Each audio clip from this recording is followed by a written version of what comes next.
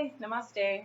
My name is Miriam Abdulkawi, and I'm going to talk a little bit about mental health and the challenges that I had while growing up as a teenager, and also depression, and how I became aware and what I did about it. So, mental health and depression started really early on for me. At the time, I wasn't exactly sure what it was. I just knew something was wrong with my mind, but I wasn't sure what it was, and I was very young. I was about like, I want to say 12, 11, 12, 13. It started getting worse. And I remember saying to myself, something's wrong with my mind, but I didn't know how to um, articulate that. And so I just kept it to myself and I didn't tell anyone, and it got progressively worse and worse. So, how I knew that it was a problem that I couldn't just keep to myself anymore was because it started affecting everything around me. Meaning that I no longer had interest in the things that I love doing. I love to, as an artist, I am an artist, so singing, dancing, acting, performing just completely stopped. Just stopped. I was sad and angry all the time. I was short, very short with people, which is very unlike me. I'm usually very like bubbly and cheerful and talkative. I completely stopped talking to people. I was very withdrawn, very quiet. I didn't want to talk to anyone, and I didn't want to interact with anyone. And I remember reflecting on myself one day, on my behavior, and I just thought, this isn't me. Like, what happened to me? And I knew I needed help, but I didn't know what to do because I wasn't talking to anyone about it. So going to school, I really have to thank my teachers, man. Like, they were a saving grace. My teachers realized something was wrong, and they, kept asking me, what's wrong, what's wrong, what's wrong. And then now in hindsight, when I look back, they actually kind of help orchestrate me cope, being able to cope and get through my mental health issues, because I think some of them found out that I was having a rough time, you know, personally at home.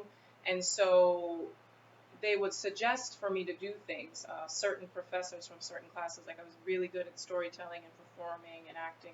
So they would say, hey, we need a writer for this thing. You're really good, Miriam. Why don't you do it?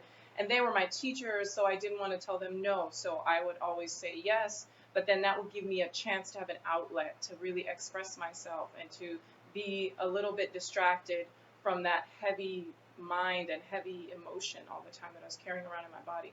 And then also my friends. My friends saved me. Oh my God, I love my friends.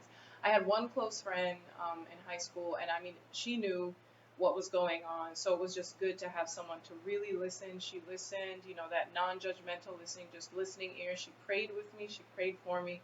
She was just a sweetie pie. So that helped me know that, okay, something isn't wrong with me. There are these circumstances that are affecting how I'm responding and reacting, and I can get through this with the proper support of others. So, and then what I did to help myself through it was, first of all, I was aware, self-aware that, okay, something's not right. Like, I'm not being who I usually am. And then I spoke to someone, my friend, a teacher, different family members, close family members that I knew who were very supportive. And then finally, I really, like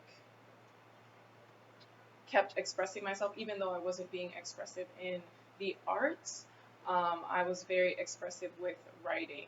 So that gave me a chance to unload how my feelings and what was going on in my mind, and kind of alleviated some of the stress, because I feel like when we don't talk about it, we hold it in our bodies and it just amplifies it even more, and you just feel more bad and more worse, and everyone around you could be singing and laughing and talking, and you feel terrible because it doesn't matter what's going on the outside. If you don't feel good on the inside, nothing feels good. Nothing. So once that's happening, you have to be like, okay, this isn't okay, and I deserve to get better and to enjoy life.